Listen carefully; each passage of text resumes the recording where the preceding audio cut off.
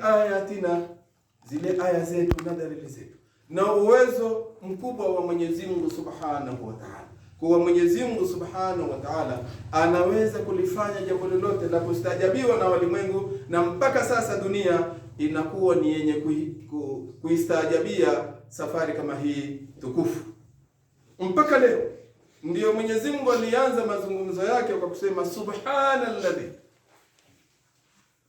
utakatifu wa mawe, utakatifu ni wake yeye Mwenyezi Mungu Subhanahu wa Ta'ala, kwamba kila lenye kustaajabiwa ndilo linaloanza na neno kama hili. Safari hii ya muda wa usiku peke yake akamsafirisha mja wake kutoka Maka mpaka Baitul Maqdis. Kutoka Baitul Maqdis ndipo Mtume Muhammad sallallahu alaihi wasallam akapandishwa pamoja na Sayyidina Jibril. Moja kwa moja safari hii mengi yalitukia hapo katikati.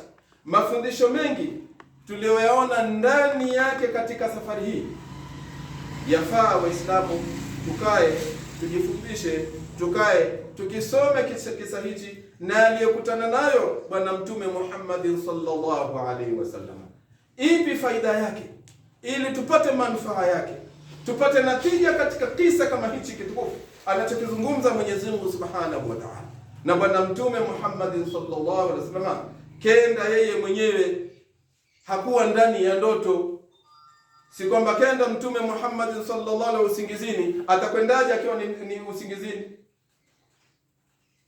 Safari ndefu kama hiyo, safari ya miujiza kama hiyo, Bwana Mtume Muhammad sallallahu alaihi wasallam kaja kabebwa na Sayyidina Jibril alayhi salatu wassalam, moja kwa moja mpaka kenda kakutana na Mola wake.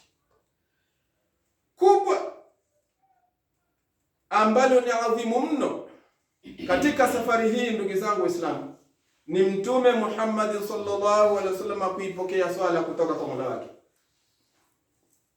ambayo ndio ibada tukufu ya Muislamu kuweza kushikamana nayo. Swala 5 zilikuwa 50, lakini kila aliporudi anakutana na Sayyidina Musa alayhi salatu wassalam, anamwambia la, kakupa zawadi gani Mola wako? Akanipa kadha. Swala 50. Anamwambia ummati wangu walipewa chache zaidi ya hizo, hawakuziweza, yajakuwa hizo swala 50, rudi kwa Mola wako. Sasa akenda akarudi mpaka zikabakia swala 5. Tutazungumza kwa tuelezana kwa ufupi, maana hili lafaa liwe ni darasa zima. Mtume Muhammad sallallahu alaihi wasallam kaja zake baada kupokea swala 5. Swala 5 hizi ndizo ambazo katuhimiza Nabii Muhammad sallallahu alaihi wasallam, na swala 5 hizi ndizo zile alizozungumzia Bwana Mtume Muhammad sallallahu alaihi wasallam. Katika malazi yetu kaburini, kitu cha kwanza tutakachoulizwa ni swala. Akatwambia Mtume Muhammad sallallahu alaihi wasallam, idha sulih, zikitengenea swala zetu, suliha sairul a'mal, amali zote zitakuwa zimelingana, zimekuwa sawa. Lakini itakapoharibika swala, idha fusidati salat, swala itakapoharibika, yani umeishi katika dunia, tumeishi katika dunia na hatukuweza kusujudu kumsujudia Mola wetu, hatukuweza kuswali. Umeishi miaka yote ulioishi, lakini wewe na swala ulikuwa unapigana nao vita, basi huyo anakuwa hana swala. Wakati anapozikwa pale hana swala, hana mtetezi, ndipo hapo umeharibikiwa na amali zote nyingine ambazo kwamba utakuwa umezifanya. Inapofaulu swala katika malazi yetu, basi tushafaulu, tutanali saada sisi. Lakini tukifeli katika makaburi yetu juu ya swala, basi tushaharibikiwa katika malazi yetu. Tuangalie ujumbe huo unaotoka kwa Bwana Mtume Muhammad sallallahu alaihi wasallam ulivyo mzito, na swala ilikotoka. Mtume Muhammad sallallahu alaihi wasallam ndiye kaenda kakabidhiwa mwenyewe na Mola wake, haikushushwa na Sayyidina Jibril.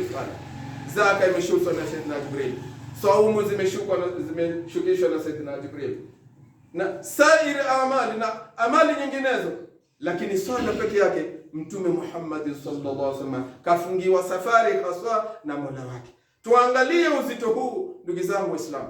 Tuiangalie habari hii ndugu zangu Waislamu, tunapocheza na swala. Nini swala?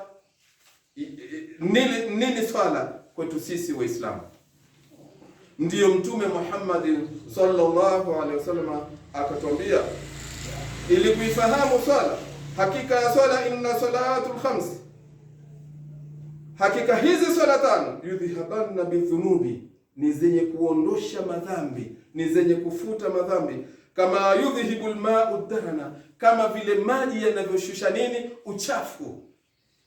Kama vile maji yanavyotakasa uchafu, kama vile maji yanavyotakasa kiwiliwili, basi ndivyo swala hizi zinavyotutakasa katika viwiliwili vyetu, na ndivyo zinavyotutakasa katika nyoyo zetu. Muislamu mwenye kusimama kuswali kihakika, kwa uhakika kabisa, ila binadamu tu, lakini ni nadra mno kumkuta katika zaazaa la dunia na zaazaa la ulimwengu, ati yuko mbioni tu kutafutana na dunia akaiacha swala. Ama umemkuta katika maasi ya haya, kesho yuko katika maasi ya haya, kesho ameingia hapa, kesho ameingia pale, huwezi kumkuta. Kwa sababu nini? Swala inamzuia, tanha anil fahshai. Swala Mwenyezi Mungu Subhanahu wa Ta'ala anatuthibitishia kadhalika swala hii ambayo kwamba sasa hivi hatuna haja nayo. Kwa hivyo Mtume Muhammad sallallahu alaihi wasallam baada ya kupewa hizo swala, kurudi duniani, kurudi huku chini, ndiye akaja akatupatia baadhi ya faida za swala, umuhimu wake na bidii yake. Ndiye akatwambia katika hadithi nyingine, la tatruku salataka, usiwache swala zako ndugu yangu Muislamu. Usiwe ni mwenye kuishi bila ya kuswali ndugu yangu Muislamu. Ni hasara mno, ni taabu mno tunajitafutia mbele zetu. Tuishi hali ya kuwa tunatekeleza ibada ya swala.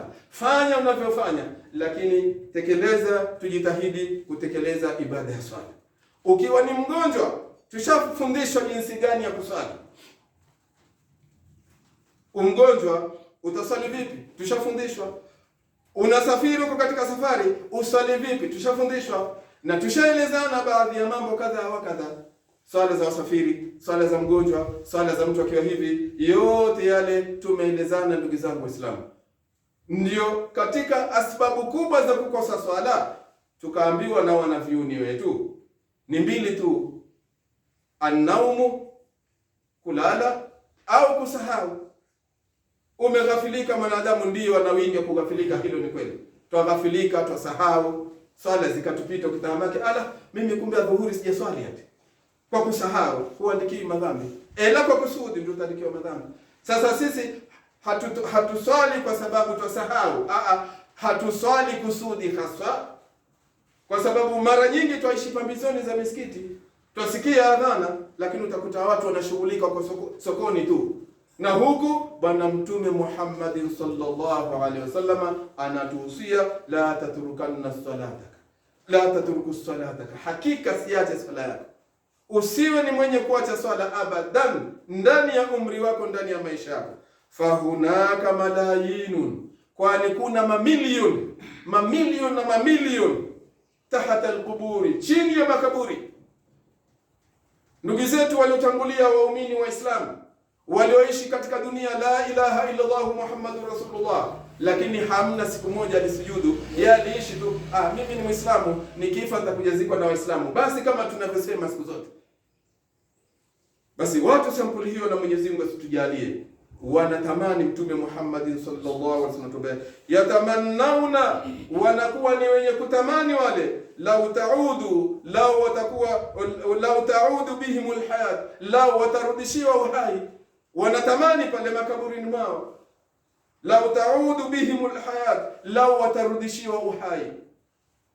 Liyasjudu lillahi, ili wapate kumsujudia Mola wao. Sajadatan wahida, sijida moja tu, aje tu amshukuru Mola wake, aje aswali, aje asujudu, apomoshe uso wake kumpomokea Mola wake.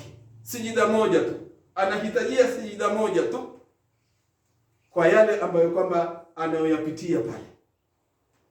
Mimi na wewe ndugu yangu tumepewa muda mpaka sasa hivi twapumua, tuna afya zetu kamili, alhamdulillah.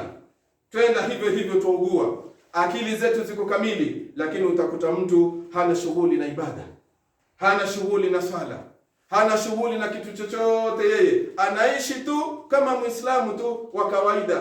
Na Muislamu na wanavyuoni au Bwana Mtume Muhammad sallallahu alaihi wasallam pamoja na wanazuoni kutilia nguvu maneno ya Bwana Mtume Muhammad sallallahu alaihi wasallam, alfarqu bainana wa baina al-kufr as-salat, kipambanuzi kati yetu sisi na makafiri ni swala.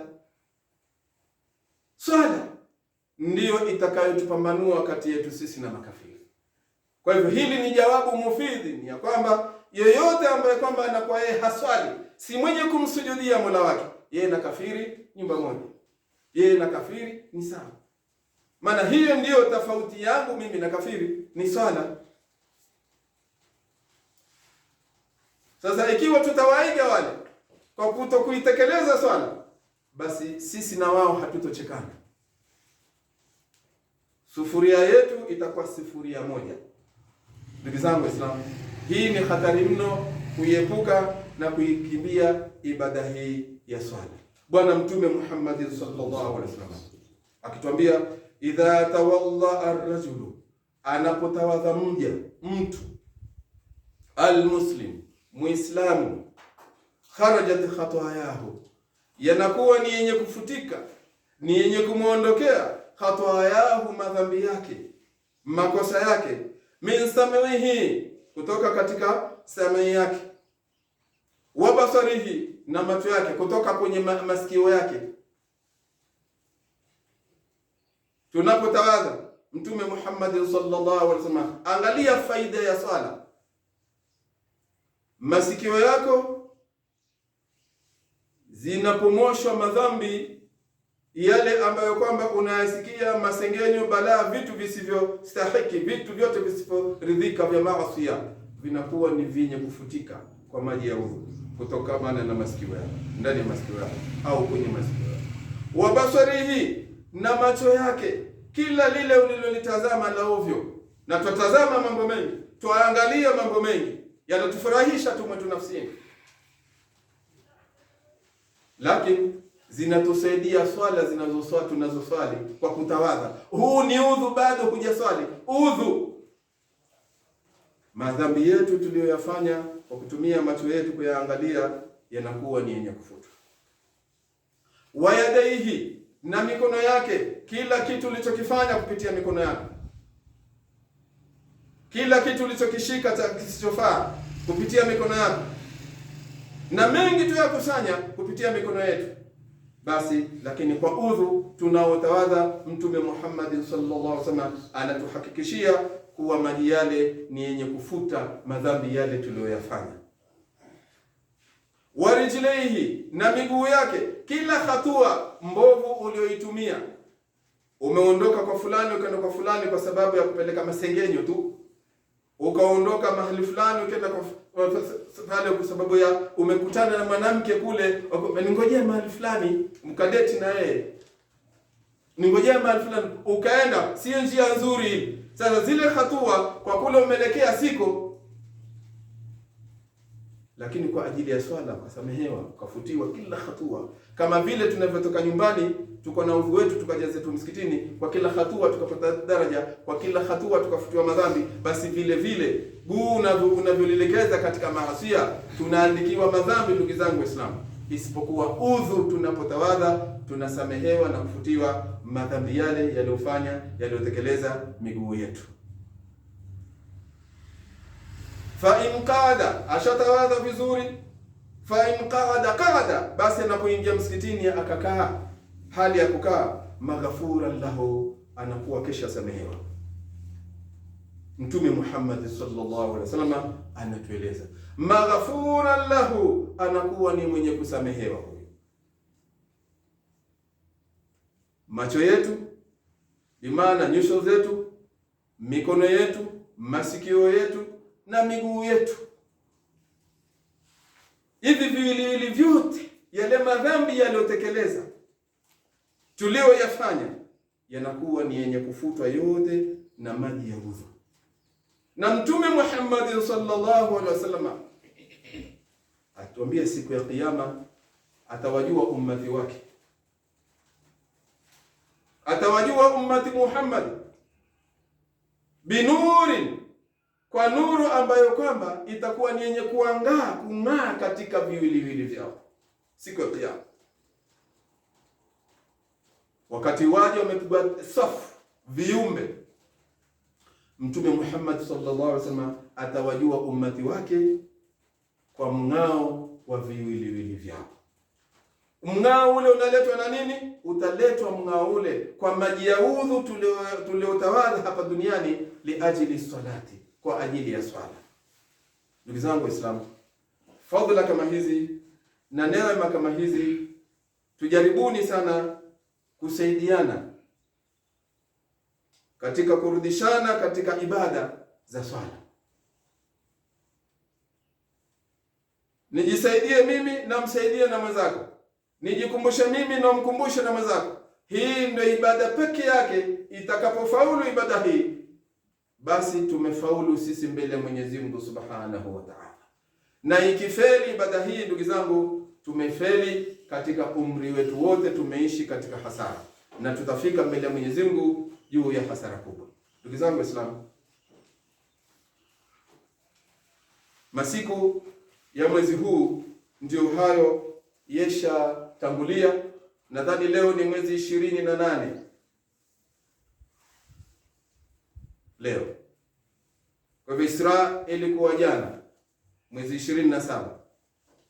Hatujui maana miezi ni miwili siku hizi, hata mitatu pia iko. Na yote inasababishwa na tabu tulizonazo Waislamu. Mpaka masiku yetu ibada pia natutatiza, hatuzijui ibada. Maana kuna mwezi wa Saudia huko, kuna mwezi wa dunia umeonekana popote pia huko, na kuna mwezi wa maandamo wetu pia huko. Sasa huwezi kujua ufuate tarehe gani.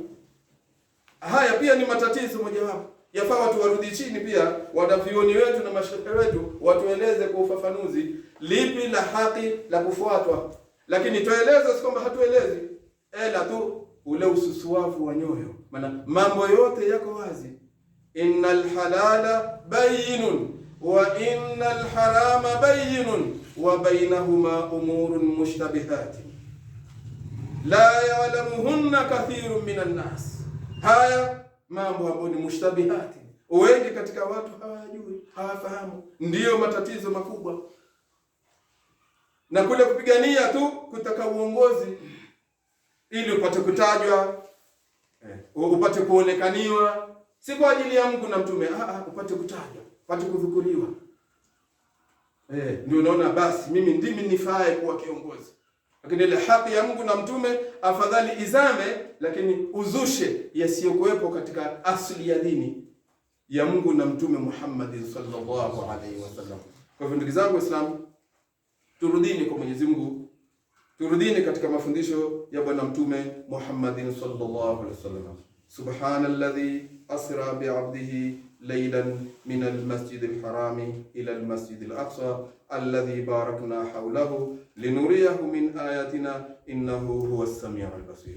Barakallahu li wa lakum bil Qur'anil azim wa nafa'ani wa iyyakum bil ayati wal dhikril hakim. Aqulu qawli hadha fastaghfiruhu innahu huwal ghafurur rahim wa huwal barrul karim.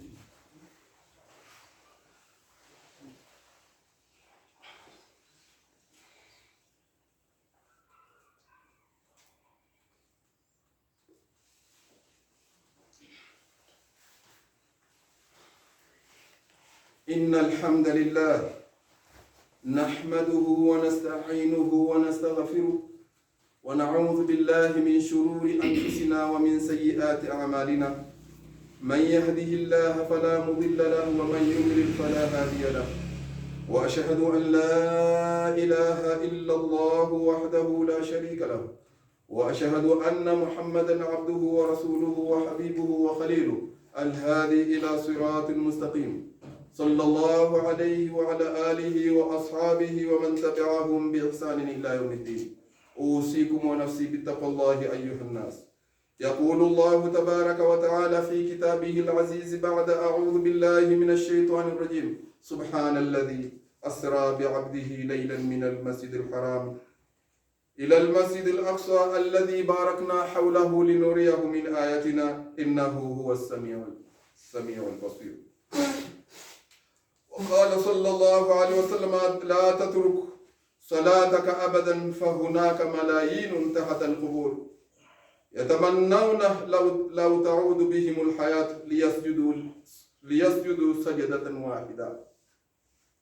وقال أيضا سبحانه وتعالى في كتابه العزيز إن الله وملائكته يصلون على النبي يا أيها الذين آمنوا صلوا عليه وسلموا تسليما. اللهم صل على محمد وعلى آل محمد كما صليت على إبراهيم وعلى آل إبراهيم وبارك على محمد وعلى آل محمد كما باركت على إبراهيم وعلى آل إبراهيم في العالمين إنك حميد مجيد. اللهم للخلفاء الراشدين أبو بكر وعمر وعثمان وعلي وبقية أصحاب رسول الله التابعين لهم بإحسان إلى يوم الدين. اللهم أيد الإسلام والمسلمين وعلى كلمات الحق والدين والنصر جيوش المسلمين في مشارق الأرض ومغاربها يا رب العالمين. اللهم اغفر لنا ولإخواننا الذين سبقونا بالإيمان ولا تجعل في قلوبنا غلا للذين آمنوا ربنا إنك رؤوف رحيم. اللهم أحسن عاقبتنا في الأمور كلها وأجرنا يا ربنا من خزي الدنيا وعذاب الآخرة. عباد الله إن الله يأمر بالعدل والإحسان وإيتاء ذي القربى وينهى عن الفحشاء والمنكر يعظكم لعلكم تذكرون. فاذكروا الله يذكركم واشكروه ولا نعمه يزدكم ولذكر الله أكبر والله يعلم ما تصنعون. أقم الصلاة.